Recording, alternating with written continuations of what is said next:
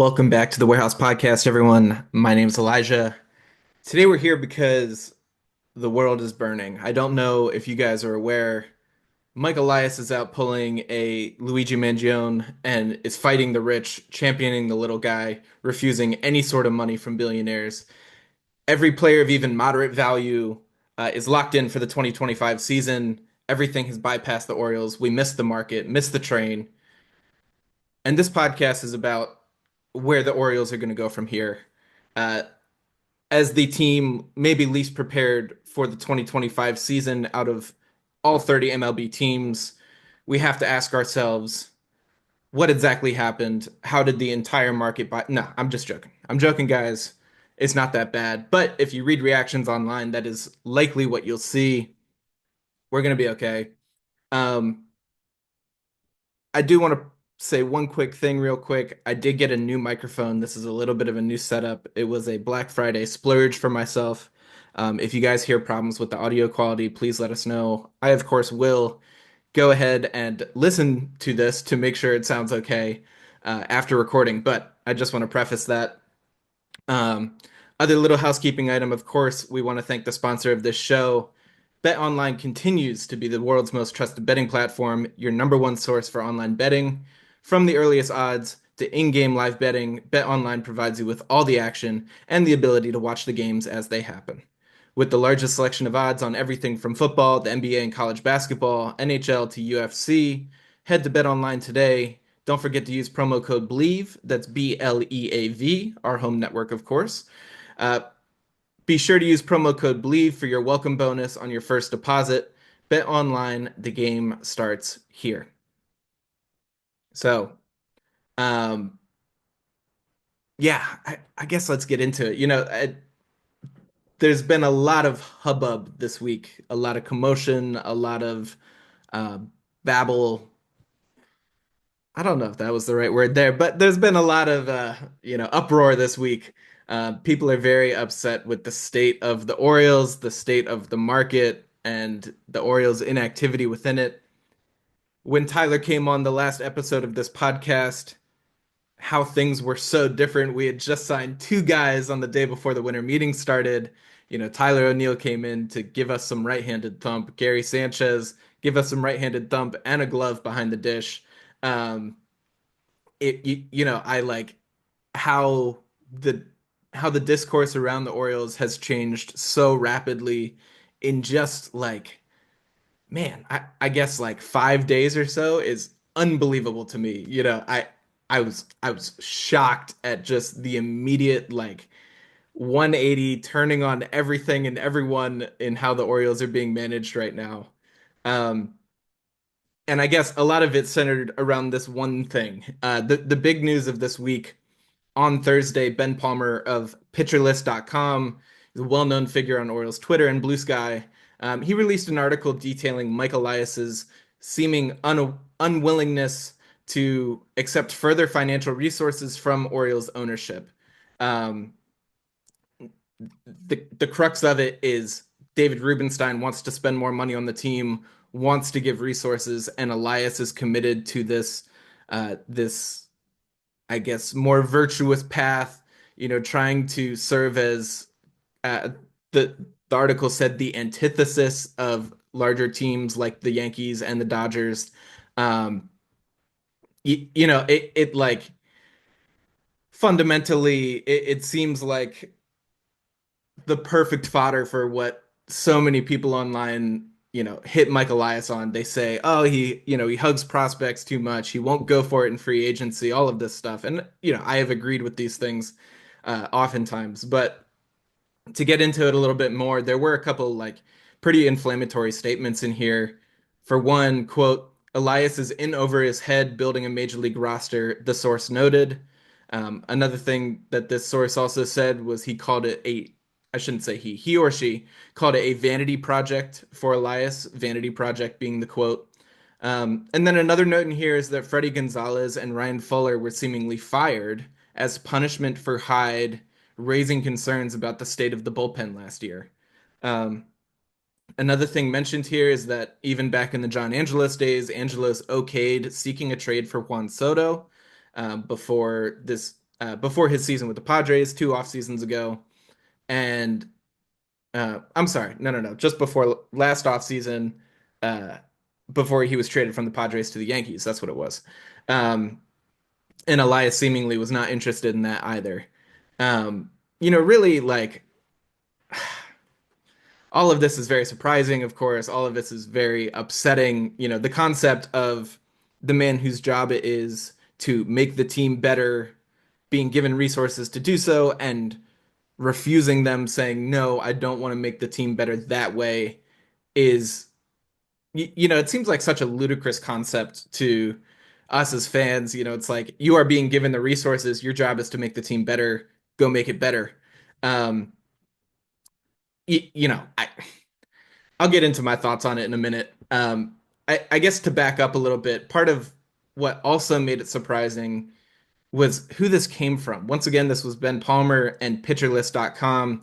PitcherList is, if you like, if you run in the analytical circles and you enjoy new methods of looking at data, PitcherList it's a website that Nick Pollock, the founder, Kyle Bland, Blandalytics, um, and Ben himself. These are names that they are guys who go ahead and have like developed these innovative ways to look at stuff, um, and they typically use that in support of that. There's a lot of fantasy analysis. If you are a fantasy baseball or football player, they do excellent work over there. They will oftentimes just give kind of nuanced and niche takes on the relative value of players based on these certain things. Um, One in particular that I hope I'm not misattributing.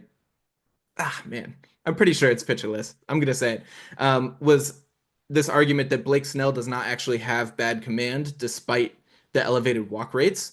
It is he steadfastly refuses to go over the heart of the plate that really prevents him from being hit hard. Um, and the walk rate is actually a feature, not a bug, I think was one of the lines. But it's really he lives at the edges and he lets his stuff play, and he is so not concerned about giving up a walk or two because he knows he will never have hard damage against him, and he will always get guys out. He will always be able to get punch outs and erase those walks, for lack of a better term. Um, but it was this pretty nuanced take, and a lot of people latched onto it. And that came from PitcherList. PitcherList does great work in a lot of different ways. It's just that they don't break news like this. That they are not known for having sources. They're not known for being connected. They're not, like the John Heyman that agents are going to funnel stories through, that front offices are in contact with, Rosenthal, Passan, all these guys. Um, that's just not who PitcherList is, and so that added this really interesting element to this whole thing. Um, I think the other really the thing that my mind latched onto is, I said it in the couple quotes that I read, but the source noted. um I saw a couple comments from Ben Palmer himself, the author, on Reddit, talking a little bit about the research for this post and how he got it together, and he confirmed that he was not able to get anybody else to corroborate these statements, even anonymously. uh that is an immediate red flag to me, just like trying to be a discerning reader. I saw Dan Sanchez, the Oriole Report on Blue Sky, also saying the same thing. um, Orioles Review, he's Orioles Review, Bob Fellen's the Oriole Report, sorry Bob. um, so yeah, Dan Sanchez was going ahead and kind of giving some of these same concerns. He did not That they didn't list why they had consented to give this person an anonymity. That's unbelievable. Anonymity. They did not find a single other source who would go ahead and corroborate any of this, even from former employees. There's a lot of kind of open-endedness to this, and I think in some of those quotes you can see that the source is pretty upset. Like the assertion of Elias being, quote, in over his head. Um, and calling it a vanity project. These things seem a little bit personal. And I never want to come on here and seem like I'm trying to put a spin on it like a political pundit or something like that. I just this is my honest take, as a fan, as a human reading this. Um, but it seemed oddly personal, and the idea of Elias being in over his head in building a major league roster when we're coming off of a 101 and 91 win season, it's frankly, that is not grounded in fact. He has built a major league roster, and it's an incredible one. It's like one of the best in the game. We just saw our Zips projections come out.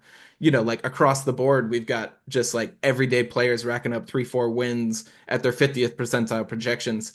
Um, it's a good team. This is a major league roster, and he's not in over his head. He has done this for years. Um, he was a critical part in the Astros rebuild and eventual world championship, and now he has built this roster for us. Where you look across the diamond, and we're like the fan base is haggling over whether Ryan Mountcastle and Ryan O'Hearn are the correct thing to do at first base. And those are two guys who are like just middle of the pack first baseman. They're fine. They're good on any team, but that's really all we have to argue over. Um, Obviously, we need to revamp the pitching staff a little bit, but in terms of the 8 guys on the field who are going to go out there every single day and are going to try to put up runs for you, ninth with a DH. That is so set in stone, and those guys are so solid, and it is such a phenomenally talented and deep roster. Um, and then we found a free agent in Tyler O'Neill who complements like the skill set that was already existing on the team. We found him at a palatable rate. I think like the argument that Elias cannot build a major league roster is frankly obscene. It's ludicrous. It's way out of left field. It doesn't make any sense. And in reading that kind of immediately, partially discredited, and given that there was no person out there who would corroborate any of this, that just cast doubt on the whole thing for me. Um, on top of that, we also have these contradictory reports. John Heyman reported interest in Max Fried in the days before he signed. He maintains that the O's are in on Corbin Burns through these discussions. Scott Boras himself has said that the Orioles have been much more aggressive this year. I will say that Boras also, has a vested interest for making it seem like more teams are in on his clients, makes it seem like there's a larger market. I get that. Um, but at the same time, these are reports from people who are, putting their names behind it. They are out there. They are known to have had information. Obviously, Boris has information. Heyman, has been noted as a talking piece sometimes, but fact of the matter is, like, these are people in the industry established and with multiple sources, and they are saying that yes, the Orioles are going for it and trying to spend some money. It uh a couple people have used the phrase "it takes two to tango." Like a free agent has to agree with us as much as we have to agree with them. There is that, and there is also just that Max Fried signing for 8 years and $218 million. I think that's over 50 million more than what MLB trade rumors projected him for. The market's going crazy, right? And the Yankees missed out on Juan Soto. They had a ton of money to spend, and they were willing to go far beyond what Max Fried really should get, quite frankly. And, if Elias isn't willing to do that, that's, I want us to be able to in the moment go ahead and say, okay, we're gonna like throw it all down for 3, 4 good years of this person and eat it on the back end. That's got to happen at some point. I want that to happen, and that should be an expectation for this front office. But at the same time, you know, paying a guy through his age 38 season as a as some like I'm losing it a little bit, but just like paying Max Fried that much money and almost $30 million a year for the level of production that he has is a lot of money.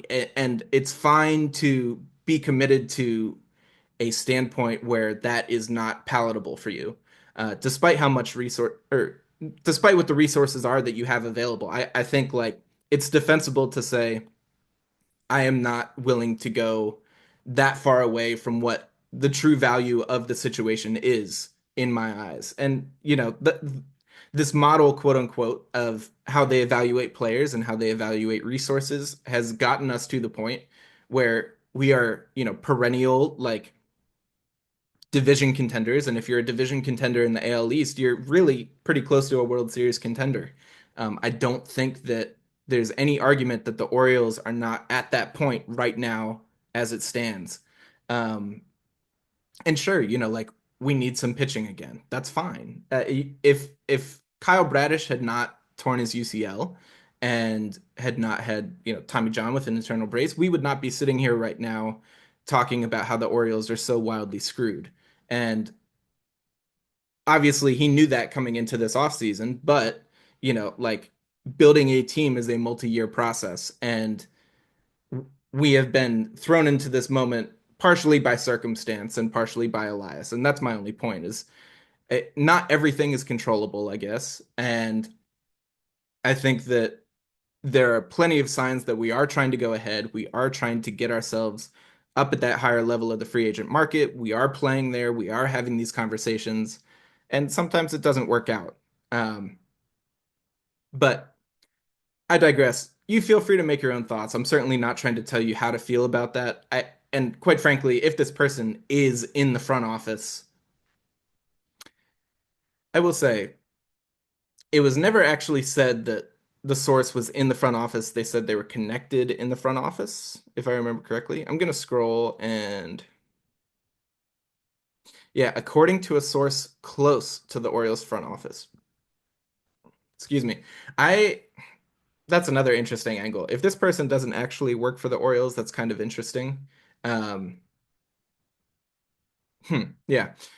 So, according to one source close to the Orioles front office, and who clearly is kind of irritated with Elias in one way or another, it seems that uh, the Orioles are not playing up to what Rubenstein is willing to do.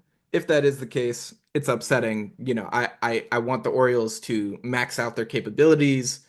When I read this article, I actually like just my mind went to, is there a chance we're like trying to save some resources for next year? Next year's pitching class on the free agent market is not that good, I will be honest. Um, so there are these questions, and Elias clearly has not jumped the market. We saw Eovaldi go. I'll actually go through the whole list of guys who have gone recently. There have been a lot of moves. We did not go get Garrett Crochet. We did not splurge on the free agent market in these ways. And so there are legitimate criticisms that even if you think he is willing to do so and is having these conversations, he's not being proactive enough. He's not being fast enough. He's not moving quickly enough on this market in order to play in it effectively. And that's a valid criticism, I think. But going ahead and saying that he can't build an MLB roster that's not it. That's somebody who is upset about the situation somehow and is, using this as a means of striking back. So that said, the market has been moving, and the timing of this article, just like it the timing of this article was the tinder, I guess. The article was the match, and it did light a blaze. The timing could not have been worse. There could not have been more tinder and kindling because the pitching market, has been moving, and it seems like we have not been on the bus with it. Blake Snell, had already signed with the Dodgers, but in these last couple of weeks, I mentioned Max Fried to the Yankees for 218. Nate Eovaldi, who a lot of us considered a fallback for Max Fried, he went back to Texas for 375. This is a guy who was projected for like 2 years and 40 something million dollars on MLB trade rumors. Clay Holmes, who reports came out the Orioles had looked at as a starter, he signed with the Mets for 338. Matthew Boyd got 229 from the Cubs. I don't think we were really interested in him, but it's a sign of the times that a guy who pitched like 40 innings last year can go and get $14.5 million a year. Shane Bieber, who was a fallback for the Orioles, Orioles fandom, I should say. He returned to the Guardians apparently for less guaranteed money than he had from other teams. Alex Cobb signed with the Tigers for 1 year and $15 million. And then, like I said, the Red Sox jumped the line at the winter meetings to get Garrett Crochet. Um, every baseball analyst on earth said, "Oh, the White Sox want elite position player prospects near MLB ready." They said, "Well, you know who has that in abundance is the Baltimore Orioles. You know who needs a really good pitcher is the Baltimore Orioles."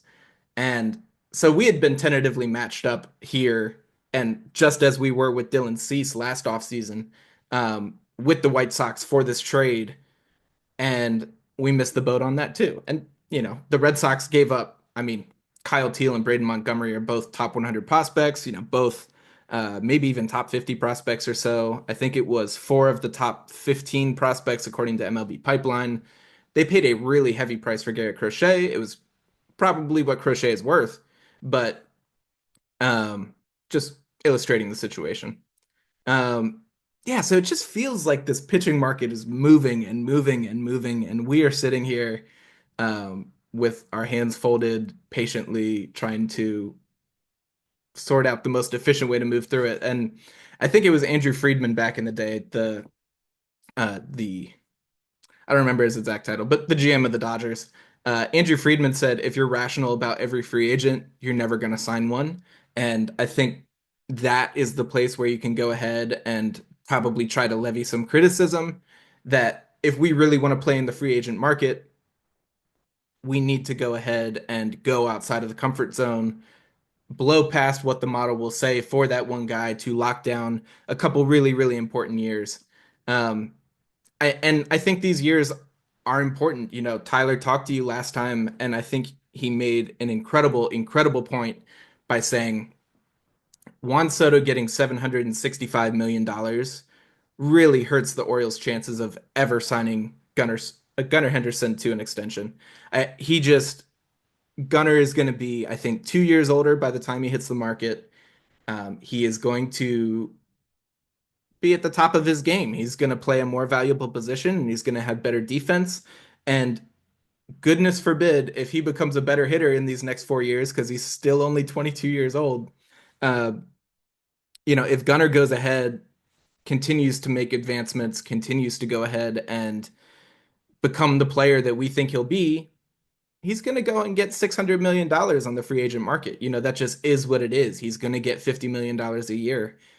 And if the Orioles want to extend him, you need to take him well past that. Um, or I'm sorry, not well past it, but you need to take him up to the point and well past what the Orioles are comfortable doing. So I don't think we extend Gunnar Henderson anymore. It's that simple. Um, and again, this is reiterating what Tyler said. Tyler said it better than me, honestly. But that does sort of give the impression that these next 4 years that we have Gunnar Henderson, the next 3 years that we have Adley Rutschman, all of this becomes that much more important. The window is this moment right here. And as much as we want to say we're building a sustainable winner, we're doing this, you cannot expect to just have Adley Rutschmans and Gunnar Hendersons coming up through the draft all the time. That's not how this works. That's not how this business works. We've done an incredible job. Elias does draft incredibly well, but we are not going to go through a rebuild where we can get Adley with the 1-1 pick. The Golden Spikes winner, the far and away best prospect coming out of the college ranks. That person's going to go in the top four. So if you want to build a sustainable winner, you are not going to be in the top four picks or whatever. That's just not how this game works. So we need to capitalize on these moments. We need to take steps forward. We need to be a little bit stupid with the money. I remember the Phillies used that phrase back in the day, stupid money. Um, and I don't, ever expect us to run a $300 million payroll, not in the next 15 years or whatever. But I do expect that the Orioles go ahead and loosen the purse strings to an extent.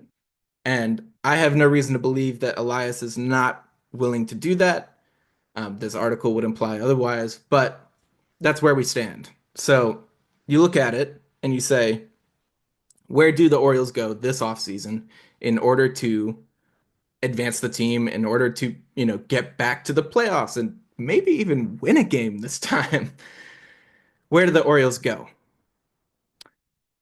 If you take a look at MLB Trade Rumors' top 50, obviously Corbin Burns is still there. Corbin Burns is a pitcher who Orioles fans are probably pretty familiar with. I have made maybe 75 podcasts about him. It's an approximate number, give or take 75. Um, Burns is a stud. He is also on he's going to be on the wrong side of 30 for just about the entirety of this contract.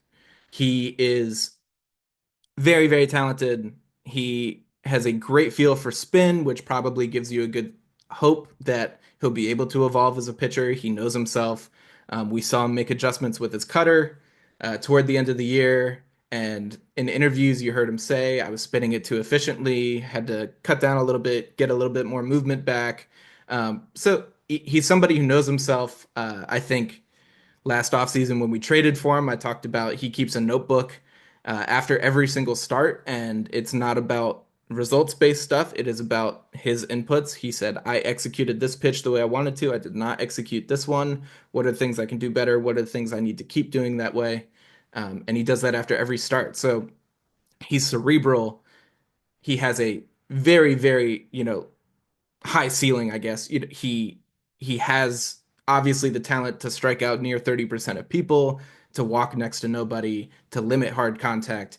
He is everything you want in a frontline starter, but that will start going away. And the way that these prices have been going, he's going to run up near $300 million. That is hard to swallow for a guy who you're going to be paying till he's, again, like 38 years old or so. Um, but again, like the Orioles had been in on him. And like I said, I am absolutely a proponent of going ahead and paying this guy a lot of money for a long time so that you get these last few prime years and they coincide with what is maybe the best chance the Orioles will have at winning a World Series.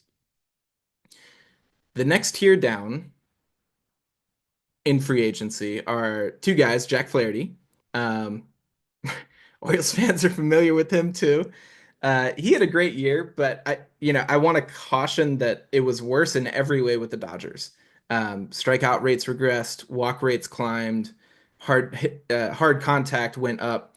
I, Flaherty is very good. I do think that he is away from the injuries for the most part. I do think that he has a lot of the command stuff down. Even with the Dodgers, when I said the walk rate took a step back, it was still, I think, just under 9%, which is very slightly above league average. But with the strikeouts he put forth, that's totally acceptable. But there's been so much volatility in him over the last couple seasons. He's dealt with injuries. You do wonder what version of him you're getting. Um, and obviously there's the clubhouse stuff. Orioles fans did not like him, and there were rumblings that the Orioles team did not like him either. So that's obviously an obstacle.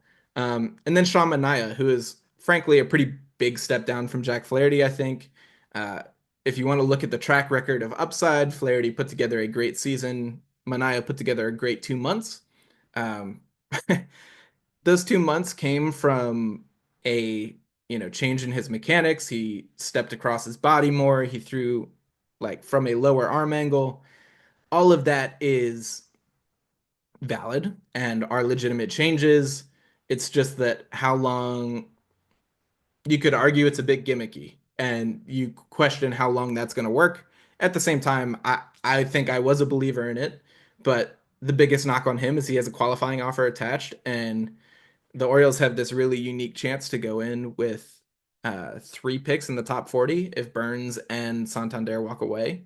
Um, and if you sign Sean Manaea with that qualifying offer attached, you lose your third highest pick, uh, which would, drop us basically out of a first round pick before the second round comes. So that is an argument. I'm not going to get into the value of draft picks. Gunnar Henderson was obviously a second round pick. Basically in the same realm of picks right there, and he's turned out pretty well. So, to these front offices, picks are very, very valuable. the more you accrue, the higher chance you have of hitting on one that turns into a franchise cornerstone. Um, but it's also we need some pitching, so Sean Manaea, it'd be nice. Um, Taking a step down from that second tier, kind of continuing on. There is Jeff Hoffman. If you want to convert a reliever, and again, the Orioles, we're looking at Clay Holmes as a starter. Jeff Hoffman has seemingly the repertoire that could support that. Eno Saris wrote a really fascinating article. I think I've alluded to it on the podcast before, but basically, what are some characteristics for a successful conversion from the bullpen to the rotation? And Jeff Hoffman was certainly in that list. It is a plus fastball, even if you take a couple miles an hour off, and then at least two off-speed pitches that are both commandable. And Jeff Hoffman meets all the requirements. Um, Certainly seems to have the stuff. Ironically enough, Keegan Aiken also was on that list, and I joked about that before. But Jeff Hoffman is available and would be somewhat of a cheaper option, although obviously you're like taking a huge step down from the idea of going and signing Corbin Burns at this point. So the top of the market is very thin right now, and there's plenty of competition for it. Um, Continuing on our way, some more soft tossing lefties, Andrew Heaney and Jose Quintana. I think those guys are probably fine as a second option. I think everyone through the rest of this list is fine as a second option, assuming we do trade for somebody with some more upside or sign one of those higher pitchers.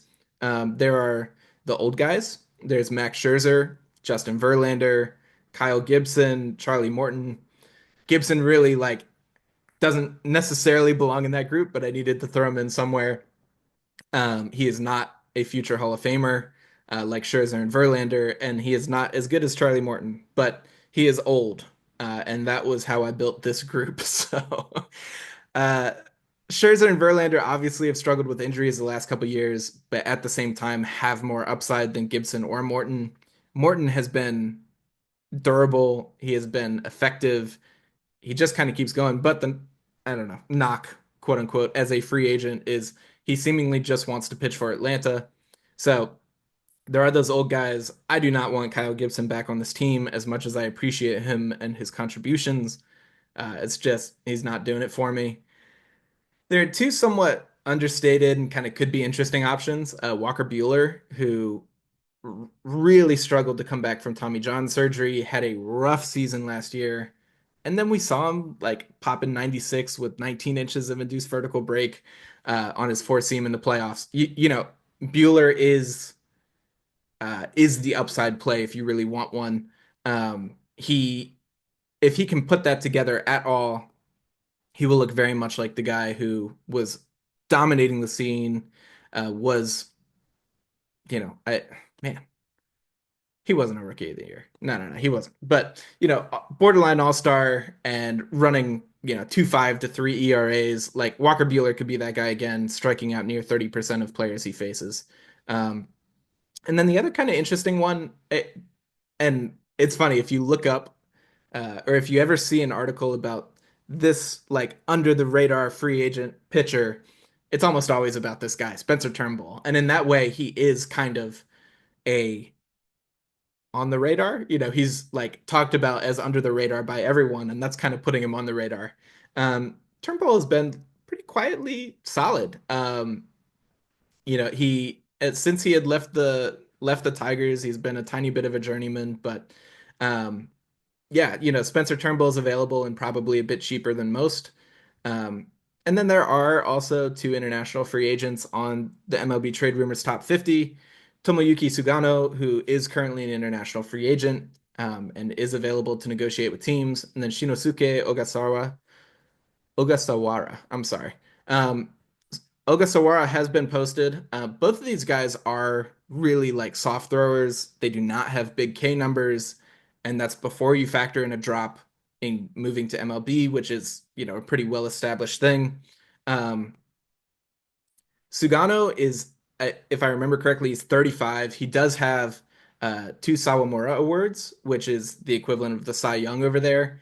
He's been wildly effective for a long, long time. He walked, it was, I think, in the 2% last year. So he walks next to nobody. He's got impeccable command.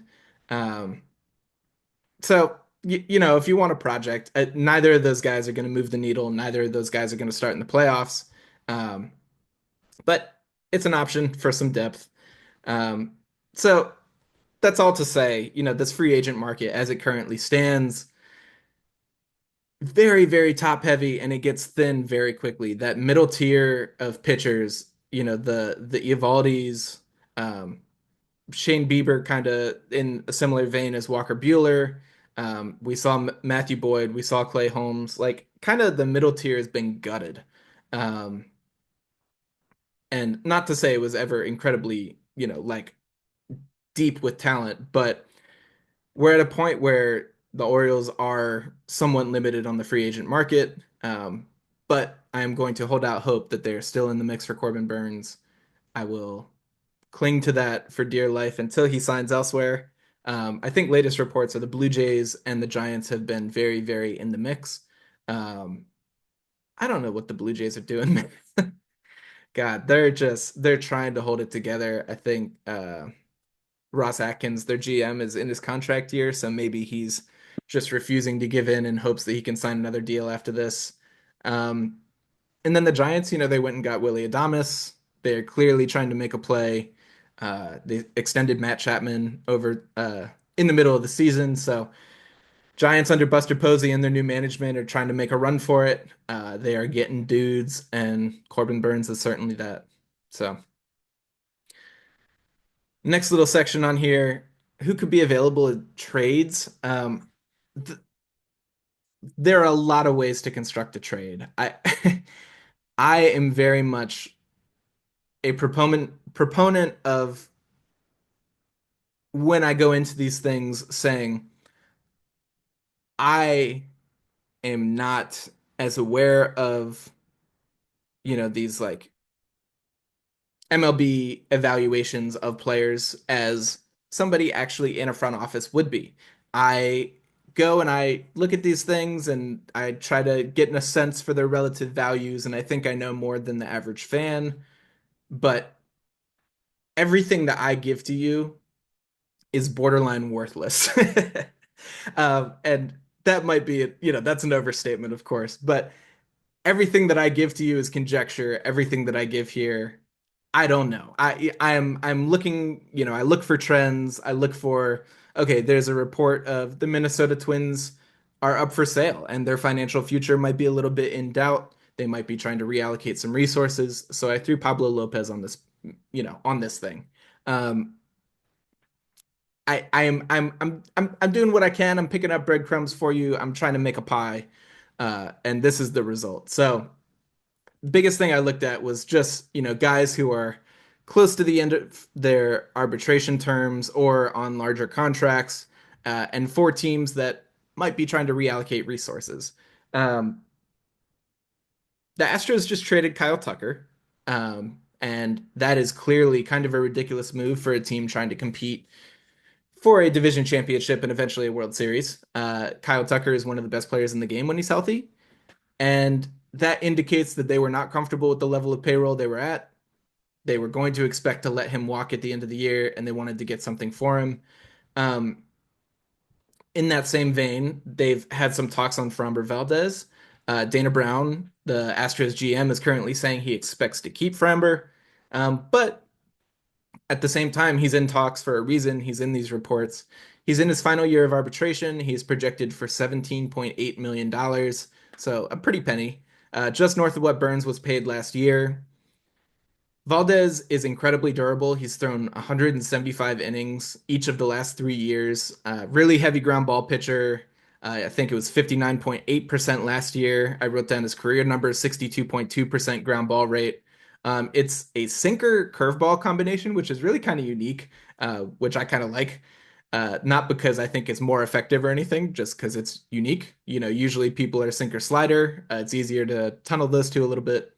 But sinker curveball combo is his primary. The curveball is dominant. The sinker, rides 94 to 96 with, heavy arm side movement. He's a great pitcher. He's just great. He's been in Cy Young talks before. He is. big time. So he would cost a lot, but again, it is 1 year. The next team here, I got the Marlins just because they're the Marlins. Naturally, there's been talk on the trade market about Jesus Luzardo. A number of teams are interested for good reason. The upside is real. In my eyes, the injuries are realer. I think last offseason I went through and did an entire podcast series on all of the Marlins pitching assets that could be trade targets. I did it in 2 episodes because there were so many of them. That has been gutted. Apparently, Sandy Alcantara is off the market, so he's not available. Trevor Rogers, we now have. Braxton Garrett got traded. Everything just kind of, man, I'm now doubting myself on Braxton Garrett. Did he get traded?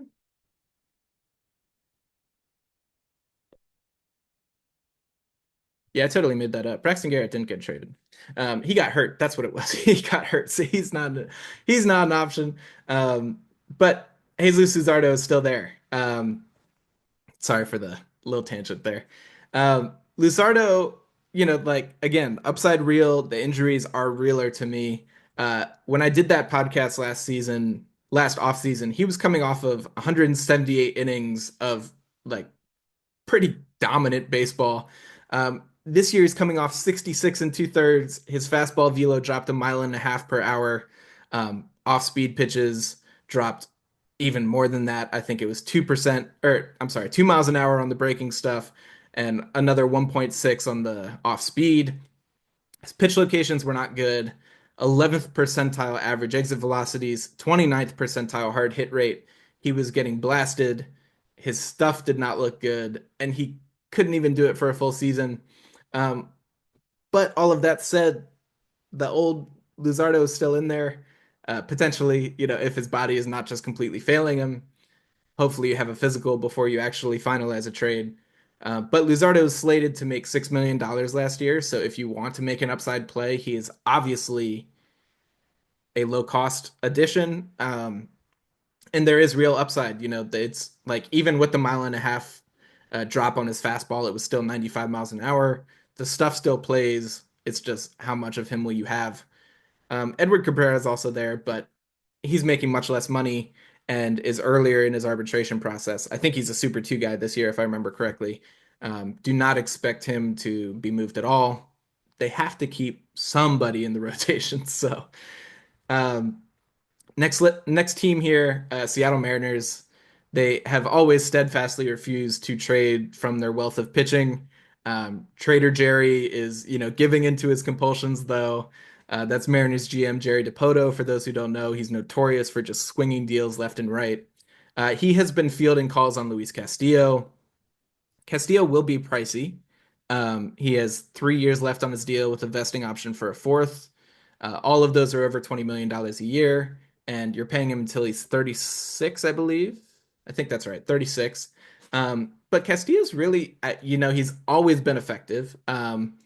The home road splits would kind of imply he's benefiting from T-Mobile as his home park. But he's got two fastballs at like 96 miles an hour. He's got two plus off speed pitches in the changeup and his slider. There was a long while where he was pretty much regarded as having the best changeup in the game. The stuff still plays. Um, Obviously, like I mentioned with the Fried and Burns contracts, you are getting him on the wrong side of 30, and there will likely be some decline, but you like to think that he's got enough feel for it to be able to push through that as he goes. And because he is so expensive, I would say if he were on the free agent market right now, the deal that he would get is probably pretty commensurate with the deal that he has right now. I think that's actually a pretty good matchup. Looking at Eovaldi's 25 million a year for 3 years, I think um, you likely do see Castillo getting a tiny bit or getting that money that he is owed. So that almost makes him a net neutral value. So you don't have to give up a ton if you are going to eat the huge contract, but at the same time, uh, he's a good pitcher, and pitching is really expensive right now. So there's a good chance that you would need to pay something. Um, the other thing I, look at in looking at the Mariners is they let Ty France go. Mitch Garver is there, but I don't, he barely played and quite frankly wasn't very good. So they have Luke Raley at first base and he plays outfield as well, but I think Mountie would fit quite nicely. Raley being a lefty who does not have good platoon splits. I think Mountie would fit quite nicely there.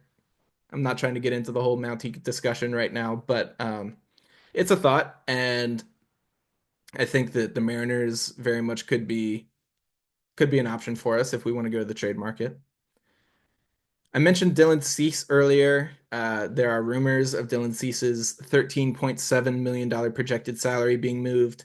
Um, Also did a podcast about Cease last year. It's funny. I'm like talking about these trade candidates, and they were the same trade candidates last year. Cease obviously for a different team, but um, just time is a flat circle. All he has done since I talked about him last season, though, was he went out and he put on a wildly dominant season in San Diego. We saw a no hitter. He struck out almost 30% of guys faced. His walk rate was just a hair over league average at 8.5%. Hitters managed just a 601 OPS against him. They batted an even 200. Cease is elite at a very affordable rate, but you're giving up legitimate value to get him, and you only have him for 1 year. And we go into next offseason and we have the exact same situation as we do with Corbin Burns. Hopefully, Kyle Bradish will be healthy and that will offset some of the concern. But if you go get Cease or if you go get Fromber, I should have said this with him as well. It is just 1 year, and yeah, you're looking for an ace next year, assuming Kyle Bradish is not totally healthy. So next team is just the Rays because they're always trading everyone. Just before I recorded this podcast, Jeffrey Springs was moved to the Athletics. The Rays are just ruthless, man. They're so ruthless. I could not imagine being a fan of that team. It would be genuinely just an awful experience. You cannot make yourself like anyone because everyone just gets moved. So, a couple potential targets over there. And again, this is not necessarily because in the Rays case, it's not necessarily that these are expensive guys on, in the end of their arbitration years or anything like that. It's just that they're willing to move everyone if you give them enough. I see a potential target in Drew Rasmussen. He had some sort of surgery, elbow problems, and that kept him out most of last year. But he did come back and was, hucking 99 in the minors. We've seen him with this really phenomenal, like fastball cutter slider combo. The pitches tunnel incredibly well. I'd be kind of curious to see see what we could do with him. And then there's also Shane Baz down there. Uh, Baz is another injury riddled guy, has electric stuff. He was the last piece, just to really, really rub it into Pirates fans. He was the last piece in the ill-fated Chris Archer trade that netted them Tyler Glasnow, Austin Meadows, and Shane Baz eventually. So, Baz is out here just chucking 100 miles an hour. He's incredible. He would be a Super 2 guy as well. You'd have him for 4 years. Low salaries, but the angle to play in each of them is that they both have had a lot of injuries, and you could potentially talk down the value a little bit. But the Rays never get cheated in trade talks, so it's not like you're gonna pull one over on them. You'd have to meet them somewhere, and I don't know. They're interesting ideas though. And then the last one, I mentioned it briefly earlier. The Twins, like I said, are embroiled in selling the team. And if you are Thad Levine running the Twins, you're probably a bit uncertain as to what the health of your team looks like, um, in its financial future. It, I think that Pablo Lopez could potentially be an option. You're getting 3 years of him, his age 29 through 31 seasons at $21.7 million a year. That is undoubtedly very cheap. And for prime years, considering how effective he is, um, this is probably, of everyone I've talked about, this is the most expensive guy on the list. He strikes out 25.6% of guys. He walks a minuscule 5.3%. Average exit velocities are in the 75th percentile. He gets great extension. He releases the ball over 7 feet from the rubber. That release being on top of you, and this deep arsenal that he has, the ability to sink and sweep the ball. It gets a lot of chase on different pitches. I saw that one in every three pitches outside the zone hitters are swinging at. He's a command artist, but also has this deep arsenal. And, like it's off of fastballs that are 94 to 96 miles an hour again. He plays in the mid 90s. It's effective through and through. And you're getting, again, age 29 to 31 at $21.7 million a year.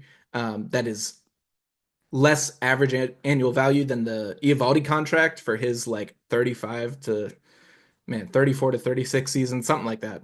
Um, Lopez would be tough to pry away, but I think it's a thought if Elias wants to do some damage and really get a top line starter. Um, this was just kind of an overview, I guess, of potential options that still remain to the Orioles if they want to spend some money and want to go get some guys. Um, I'm not going to speculate to the point where I'll say, oh, and this is what we would give up in return. It's all of these things are a little bit too nuanced for me, and I don't have the picture the way that the people actually running the teams do. So I give you the best I can. Um, and then I guess the other thing I want to impress is that there are ways for the Orioles to do things. I think that all of us were pretty miserable last year until we traded for Corbin Burns. And that happened in February. We like as fans in this moment, we do not have the broader picture in front of us. And as much as we want to, and as much as we try to, we do not know as much as the people who actually work for these teams. If we did, we would work for these teams too. It is as simple as that. And it is also simultaneously true that while we should be patient and trust the situation at hand, it is also true that if we get to March and spring training is halfway through and everybody is off the board and like I guess Grayson Rodriguez is our top starter, right? Zach Eflin's our top starter probably. And Zach Eflin is our top starter. There is very legitimate criticism to be levied against Mike Elias and the front office for having sat on their hands all year and not having executed to make this team better and capitalize on this moment. That said, it's mid-December. There are literal months until the season. I just gave you like 15 free agent pitchers of varying values. I gave you a number of potential trade candidates. There are ways that things can come together and look really, really incredible for this team. Um, and again, like it's about patience. Like I know that the internet is not conducive to that. You throw out your gut reaction and it helps you move on from it. And I think that's healthy. Throughout all of your most vitriolic reactions, I support that. But at the end of the day, just want to make sure that everybody comes back to it, puts things in perspective a little bit.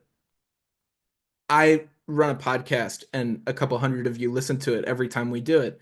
And even I say, I don't know everything.